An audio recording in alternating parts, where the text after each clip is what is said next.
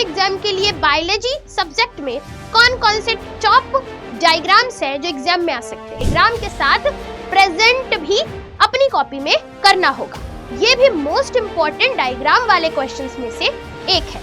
और डायग्राम सिर्फ बनाने के लिए ही नहीं आता है, डायग्राम की लेबलिंग करने के लिए भी आता है और मिसिंग पार्ट पहचानने के लिए भी आता है। हेलो डियर स्टूडेंट्स, चलिए शुरू करते हैं और जानते हैं बोर्ड एग्जाम के लिए बायोलॉजी सब्जेक्ट में कौन कौन से टॉप डायग्राम्स हैं जो एग्जाम में आ सकते हैं। सबसे पहले हम यहाँ पर शुरू कर रहे हैं आपके पराग कोश की अनुप्रस्थ काट से और इनके अंदर के स्ट्रक्चर से। ये मोस्ट इंपॉर्टेंट डायग्राम में से एक है।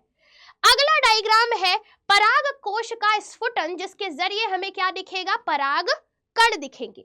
अगेन नेक्स्ट डायग्राम हमारा है कि बीजांड का हमें एक प्रारूपिक चित्र बनाना होगा, जिसमें इस तरीके से हमारी बुक में बीजांड का स्ट्रक्चर दे रखा है। अगेन अगला डायग्राम है हमें बीजांड के सभी अंगों के जितनी कोशिका विभाजन हुई है वो सारी चीजें, और लास्ट में कैसे भ्रूण कोश बना हुआ है वो कैटेगरी पूरी देखनी है, लिखनी है, और साथ ही साथ इसका डायग्राम के साथ प्रेजेंट भी अपनी कॉपी में करना होगा। ये भी मोस्ट इंपॉर्टेंट डायग्राम वाले क्वेश्चंस में से एक है। अगला जो डायग्राम है वो है एक परिपक्व भ्रूण कोश का चित्र, जिसमें आपको अक्सर कोशिका और केंद्रक की संख्याएं पूछी जाती हैं। अगले डायग्राम पर चलें तो हमारे भ्रूण का ये जो रिप्रेजेंटेशन है, यानी इस तरीके से हमें द्विबीजपत्री भ्रूण की संरचनाएं बनाने को आ सकती है। ये भी इंपॉर्टेंट डायग्राम में से एक है। अगेन पराग कण का स्ट्रक्चर कैसा होता है ये क्वेश्चन भी एग्जाम में पूछता है, और ये भी डायग्राम के साथ आने वाला छोटे नंबर का शॉर्ट क्वेश्चन में से एक क्वेश्चन है। अगेन अब आते हैं हम अगले चैप्टर पे और देखते हैं पुरुष जनन तंत्र। इंपॉर्टेंट क्वेश्चन है हमारी बोर्ड एग्जाम के लिए डायग्राम बेस्ड, लेकिन इससे ज्यादा इंपॉर्टेंट है हमारा मादा जनन तंत्र। लेकिन उससे पहले हमें यहाँ पर वृषण के अंदर की संरचनाएं भी देखनी होती है, जिसमें हमें नरजन्म कोशिका, सर्टोली कोशिका और लीडिंग कोशिकाओं की संरचनाएं दिखाई गई है। अगेन हम अगले डायग्राम की बात करें, स्त्री जनन तंत्र मोस्ट इंपॉर्टेंट क्वेश्चन, बहुत बार आया हुआ ये क्वेश्चन है और पॉसिबिलिटी इस क्वेश्चन की ज्यादा है डायग्राम के साथ। मेमोरी ग्लैंड यानी स्तन ग्रंथियों से भी क्वेश्चंस एग्जाम में बनते हैं, लेकिन थोड़े से कम, लेकिन ये भी इंपॉर्टेंट है। अगला है शुक्राणु की संरचना। शुक्राणु की संरचना भी पूछता है, या फिर शुक्राणु का ऐसी संरचना दे देगा आपको नेमिंग लिखने के लिए भी आ सकता है। तो ये भी एक इंपॉर्टेंट डायग्राम वाला क्वेश्चन है। मोस्ट इंपॉर्टेंट डायग्राम अंडाशय के अंदर की संरचना, जिसमें किस तरीके से अंडाणु का निर्माण होता है, अंडोत्सर्ग होता है, इसके बारे में भी एग्जाम में डायग्राम से क्वेश्चंस आ सकते हैं। और इंपॉर्टेंट, बहुत इंपॉर्टेंट क्वेश्चन युग्मक जनन से आ सकता है, गैमेटोजेनेसिस से, जिसमें एक तरफ शुक्र जनन और दूसरी तरफ अंड जनन का पूरा चार्ट में रिप्रेजेंटेशन है। ये भी बहुत इंपॉर्टेंट क्वेश्चन है हमारे बोर्ड के लिए। अगला डायग्राम से रिलेटेड क्वेश्चन हमारे मेंस्ट्रुअल साइकिल यानी आतर्व चक्र से है, और ध्यान दीजिए इससे कंपटीशन के एग्जाम में ज्यादा क्वेश्चन बनते हैं। इसमें आपको हार्मोन्स के नाम एकदम रट लेने हैं, कौन कौन से हार्मोन मेंस्ट्रुअल साइकिल में हेल्प करते हैं, ये चीजें एग्जाम में पूछ सकती है। अगेन हम यहाँ पर किस तरीके से भ्रूणोद्भव हो रहा है और किस तरीके से सगर्भता आ रही है, प्रत्यारोपण हो रहा है, ये सारे कंडीशंस दिखाए गए हैं, जिसमें युग्मनज किस तरीके से डिवाइड होकर गर्भाशय में जाकर प्रत्यारोपित हो जा रहा है। ये सारे के सारे पूरे डायग्राम से रिप्रेजेंटेशन भी हमारे एग्जाम में पूछा जा सकता है। अगले इंपॉर्टेंट क्वेश्चन की तरफ चलें जो डायग्राम बेस्ड है, तो वो है हमारा किस तरीके से वैसेक्टोमी होती है और ट्यूबेक्टोमी होती है, यानी नसबंदी और नलबंदी दोनों के डायग्राम्स पूछ सकते हैं एग्जाम में।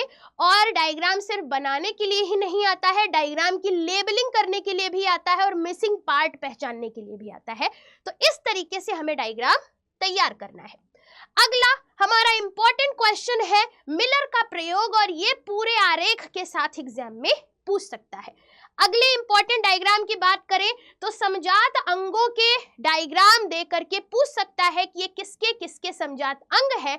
तो हमें डायग्राम बनाने के साथ साथ डायग्राम के नाम सारे याद होने के साथ साथ डायग्राम का पूरा अपीयरेंस पता होना चाहिए, तभी हम डायग्राम अपनी एग्जाम में पहचान पाएंगे।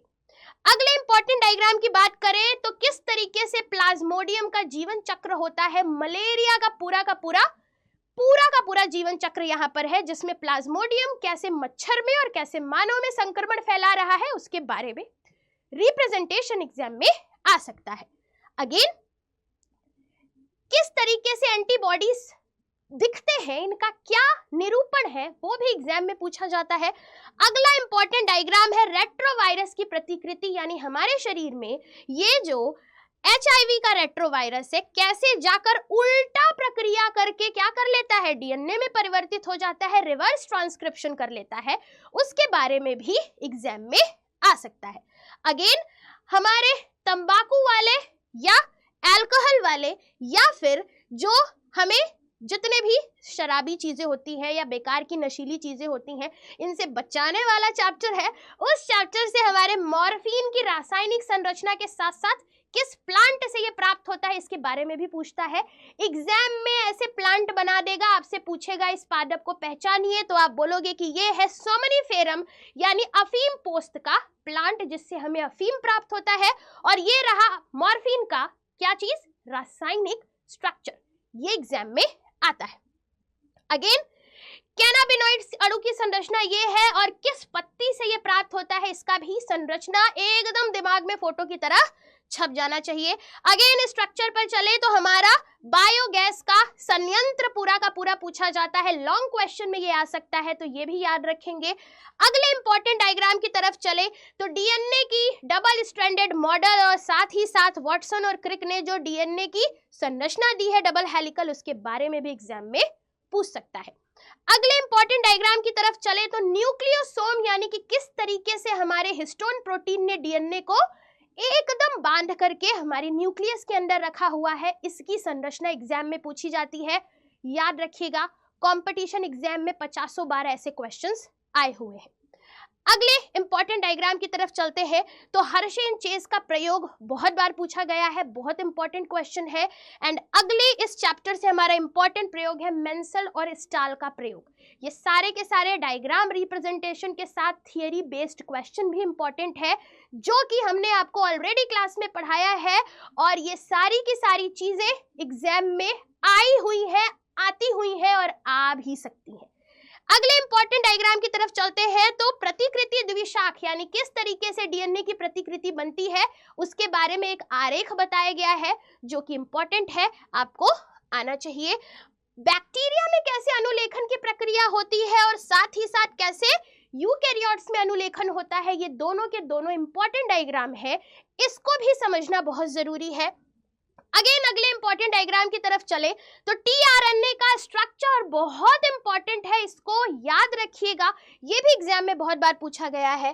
अगले इंपॉर्टेंट क्वेश्चन में है मोस्ट इंपॉर्टेंट क्वेश्चन लैकोपेरॉन, जिससे क्वेश्चन बहुत बार बने हुए हैं। और ध्यान रखिए गाइस, ये सभी बोर्ड के लिए इंपॉर्टेंट क्वेश्चंस हैं जो किसी न किसी बोर्ड में तो आपको मिल ही जाएंगे, और ये हर बार बनने वाले क्वेश्चंस में से सारे के सारे डायग्राम्स मैंने निकाल कर लेकर आए हैं। अगले इंपॉर्टेंट डायग्राम की तरफ चले तो इको R1 नाम का ये किस तरीके से पुनर्योगस तकनीक में निर्माण हो रहा है, यानी डीएनए रिकॉम्बिनेशन कैसे हो रहा है उसके बारे में बताया गया इस चार्ट में, ये भी याद रखिएगा। और साथ ही साथ पुनर्योगस डीएनए का यहाँ पर तकनीकी के बारे में पूरा का पूरा आरेख बनाया गया है, ये भी एग्जाम के लिए बहुत इंपॉर्टेंट क्वेश्चन है। अगले इंपॉर्टेंट क्वेश्चन में हमें प्लाज्मिड के बारे में पूछ लेगा, जो कि हमारे बुक में दे रखा है, ये भी बहुत इंपॉर्टेंट है, जिसमें हमें यहाँ पर ई कोलाई क्लोनिंग संवाहक के बारे में बताया गया है, ये एग्जाम में क्वेश्चन पूछा जाता है। या फिर इस डायग्राम को देकर एक मिसिंग चीज के बारे में पूछ लेगा, इस वजह से इसका भी सीक्वेंस हमें पता होना चाहिए।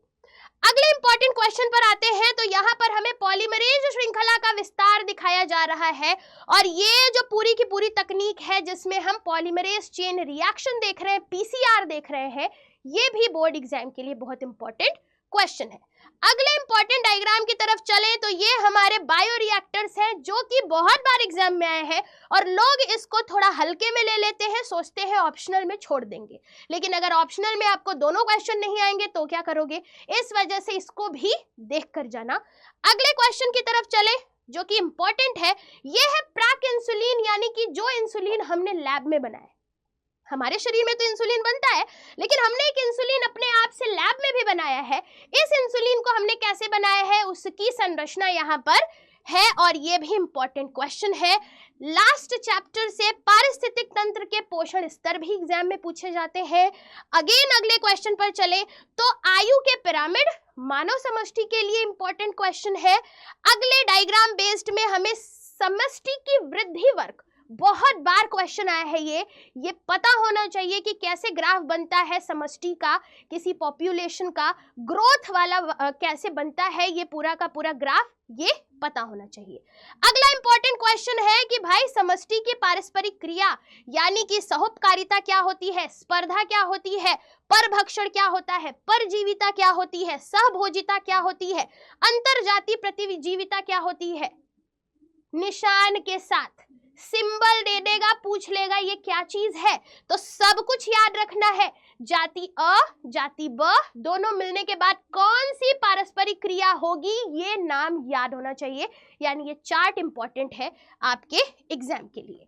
ये रहे आपके बायोलॉजी के यानी जीव विज्ञान के मोस्ट इंपॉर्टेंट डायग्राम वाले क्वेश्चन। सारे बता दिए हैं मैंने, एक भी मिस नहीं है। सब कुछ अच्छे से पढ़िए और एग्जाम की तैयारी एकदम पक्की कीजिए। मिलेंगे अगली इंफॉर्मेटिव वीडियो के साथ जो आपकी बोर्ड एग्जाम में आपको टॉप करा के रहेगी। चलिए गाइस, मिलते हैं अगले किसी और वीडियो में। Thank you so much.